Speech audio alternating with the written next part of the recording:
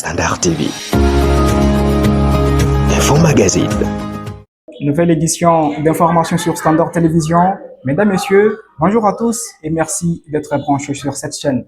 On démarre par cette information. La modernisation de la route Kalamba-Bougie se poursuit dans la province du Kassai central. Contrairement aux rumeurs relayées sur les réseaux sociaux, les travaux n'ont jamais été interrompus. Plus de 18 km sont déjà réalisés selon l'Agence congolaise des grands travaux ACGT. Serge Diboué est ingénieur chargé des travaux au sein de ACGT. Suivez.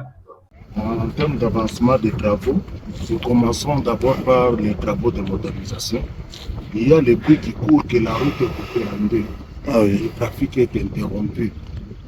Et on a fait la route avec vous de bout en bout. Ici, nous sommes sur le pont Kassai. C'est la frontière avec l'Angola. On a commencé au PK06 au PK230. Vous avez vu tout ce qui se passe sur la route. Vous êtes arrivé à un endroit où les Chinois étaient en train de travailler, en train de poser les bus. Mais quand les profanes arrivent, ils voient les Chinois couper la route, couper les bus en train d'être posés. Tout le monde crie non, la route de Kalamba-Bougie est coupée en deux. Et pourtant, ce sont les travaux qui se font, la pose des bus. Alors nous sommes là, contrairement à tout ce qui s'est dit, vous-même vous avez parcouru la route avec nous. Et les travaux évoluent. Les images qu'on a diffusées dans les réseaux sociaux pour dire que non, il y a les transports qui s'est embourbés, les camions sont là en train de s'embourber, ce n'est pas sur l'axe de la route. Et quand les Chinois posent les bus, le trafic n'est pas interrompu. Ils ont fait des déviations que vous empruntez en entendant qu'ils finissent les travaux de pose des bus. Et la déviation avec le pluie chaque jour ici dans cette zone, et il y a eu des camions, les bus transport s'est embourbé dans la déviation. Notre axe de la route, les travaux de bus sont terminés, on a parcouru de bout en bout sans problème, la route ne connaît pas ce problème. Ça c'est en termes de modernisation. Pour compléter ce qu'il a dit concernant la praticabilité, elle est finie complètement. C'est toujours avec vous, chers journalistes, qu'on a parcouru les travaux de praticabilité. On a réceptionné les travaux de praticabilité. Tout le monde a apprécié. C'est une route en terre. Après, quand il pleut chaque jour, il y a des dégradations. Et quand on a commencé les travaux de praticabilité, l'entretien était prévu. On a connu un léger retard avec les travaux d'entretien. Présentement, on a constaté qu'il y a des endroits dégradés.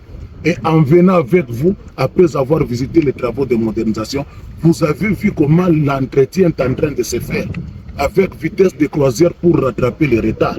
Et les images les prouvent. Donc même maintenant, là, nous sommes au pont Kassai, on a réceptionné les ponts qui sont travaillés, ils ont renforcé les ponts. Ils ont renforcé les ponts Miao, les ponts Lueta, les ponts Kassai ici, en termes de praticabilité.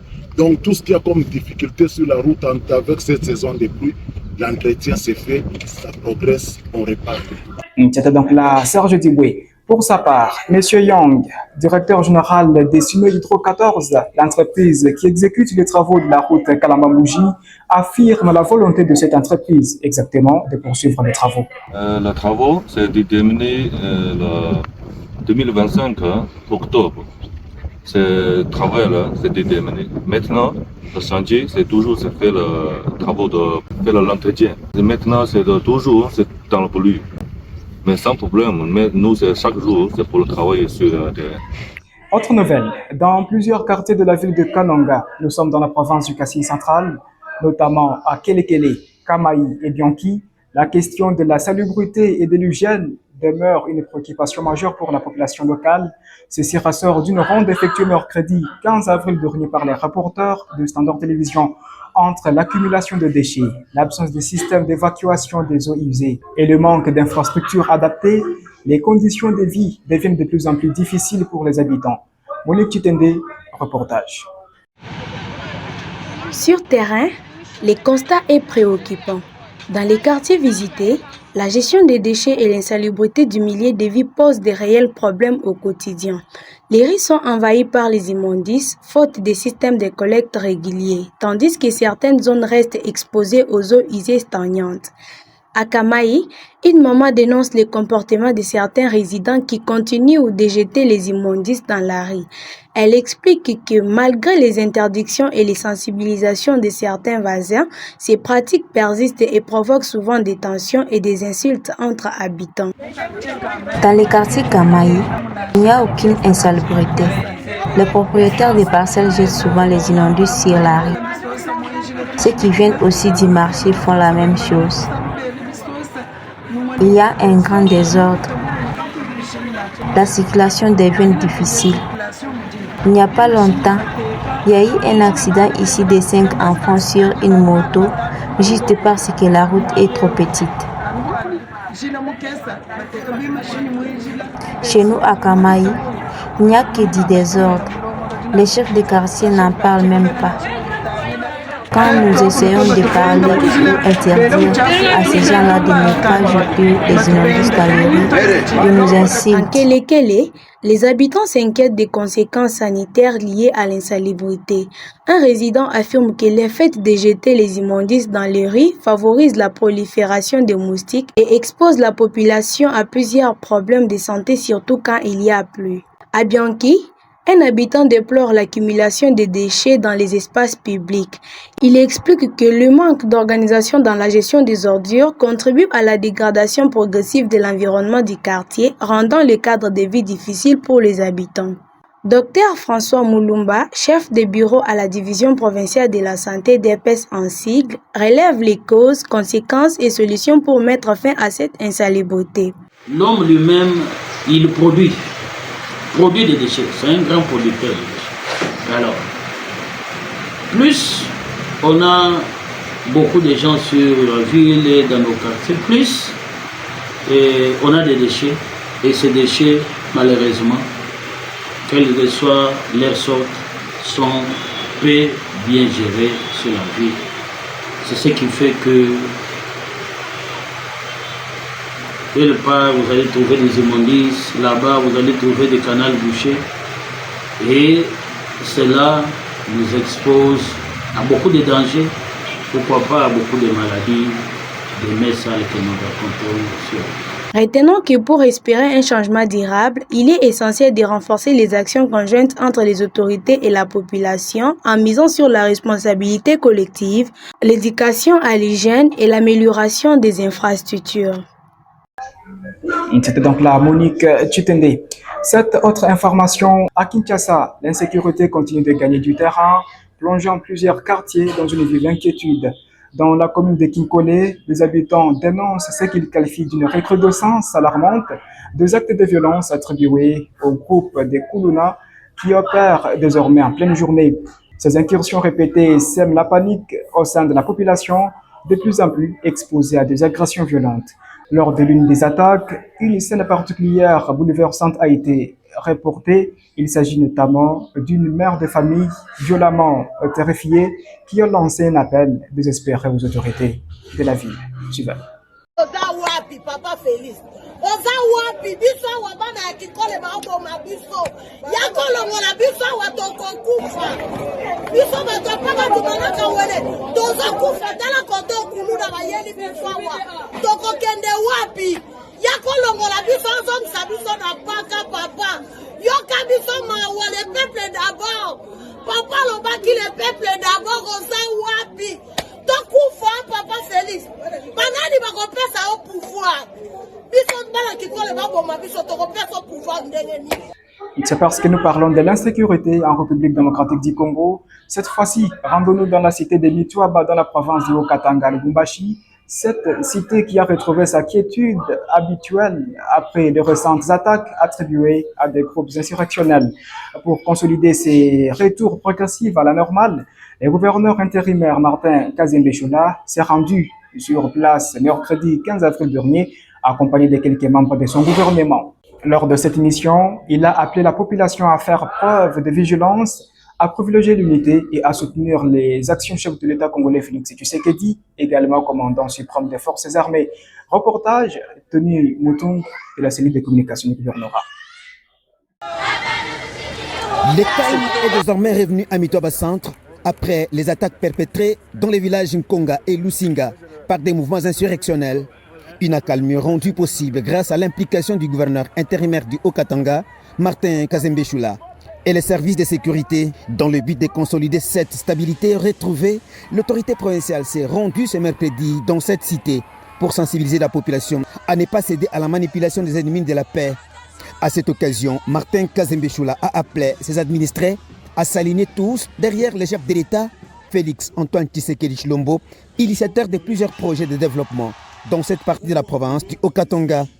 Le gouverneur Martin Kazembe Choula a également exhorté la jeunesse à ne pas adhérer aux mouvements insurrectionnels. Il a invité les chefs coutumiers à plus de vigilance ainsi qu'à la dénonciation de tout mouvement suspect. Sur le plan éducatif, l'autorité provinciale a encouragé les élèves à redoubler d'efforts à l'examen d'État 2026 afin de bénéficier de la bourse Excellence Yawantanchi parrainée par la fondation Lona de la première dame Denise Takeru Tshisekedi. Tunakuya hapa baba president de la République anatutuma pour que tukwe tumitembelee ni mukadre sécuritaire. Ya kwanza na nipolesha kwa magumu yenyewe ilinipata juu ya maneno ilipitikana umu, bale ba aventurier balikuwa kuseme terreur hapa petu netwa na bale bantu najua ni batu banatoka mafashi ngini, surtout mwe batoto ya sheferi ya Kiona Ngoi, bandugu yangu bazee bashimi influence ataka loko bashiko kumionesha hii bulongo ni bulongo ya bankambo yenu, njo tulibere njo tufanye katanga ikalake. Epi ni muntu eko na flesh eko kama na mpanga atalibere je mwingine na ile flesh na mpanga. Alors napenda ninionyesha hiki na ukweli,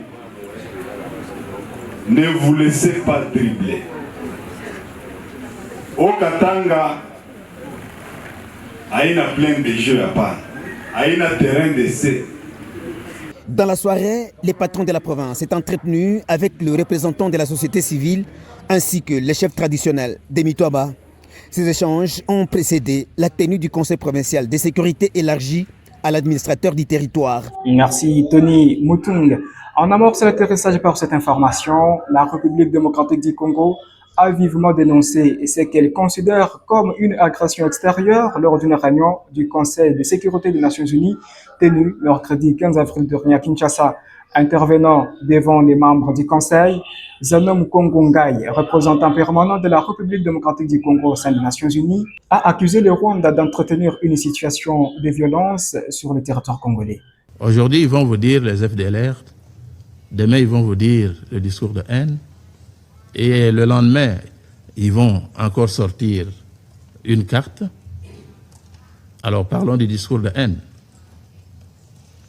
Vous avez un pays armé jusqu'aux dents qui descend sur le territoire de votre pays, massacre vos femmes, massacre vos parents, massacre vos enfants, et il attend de vous que vous lui teniez un discours de bienvenue.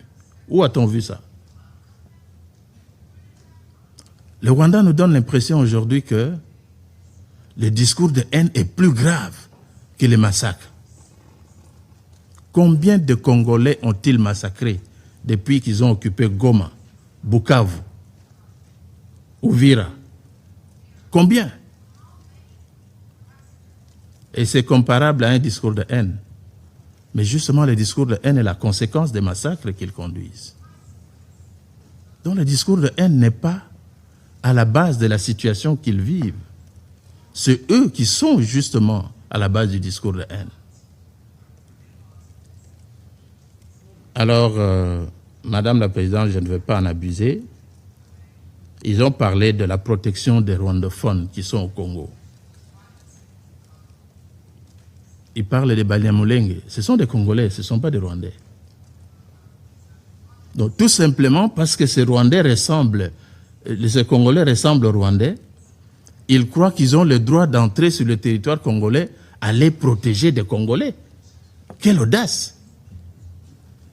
Quelle audace! Où a-t-on déjà vu ça? Dans quel pays? Où un étranger vient dans votre pays et dit les populations de votre pays là ressemblent aux populations de mon pays. Alors moi je viens les protéger. La vérité, elle est connue. C'est l'exploitation des ressources naturelles de la République démocratique du Congo et nous n'allons pas nous taire pour le répéter. Le Rwanda occupe aujourd'hui les mines de Rubaya.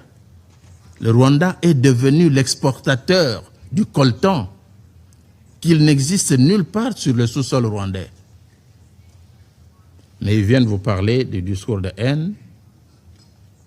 Voilà, pour l'essentiel, vous n'avez pas le droit, chers collègues, de venir protéger les populations congolaises sur son territoire.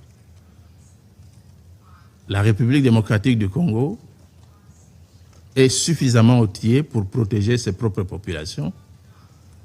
Un pays du reste de 450 tribus, mais vous n'en avez que 2.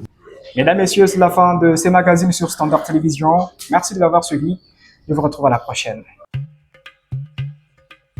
Biso yo toye na ba porte na bino pona koyebisa bino toye na acide folique toye na fer eza ya komela mikolo nyonso na moma ya zemi ozomela na moma ya zemi pe 3 mois na sima ya kobota. Chaque jour, de nombreuses femmes tombent enceintes. Mais savent-elles que leur corps a besoin de plus de fer et d'acide folique? Eza bien. Oyo ezali kisi na biso. Omoni kisi oyo eza fer pe acide folique. Ezosunga makasi basi ya zemi. Komela kango tango nyonso na moma ya zemi. Pe 3 mois na sima ya kobota. Femme enceinte, prenez chaque jour le fer et l'acide folique pour être en bonne santé et garantir le bon développement de la grossesse. Pendant la grossesse, votre corps a besoin de plus d'énergie et d'aliments variés pour être en bonne santé. Consommez des aliments diversifiés, riches en protéines d'origine végétale et animale. Puis, ajoutez d'autres aliments nutritifs en plus des repas habituels. Le fer et acide folique, c'est la vie pour la maman et le bébé. PMNS. Agissons pour l'avenir.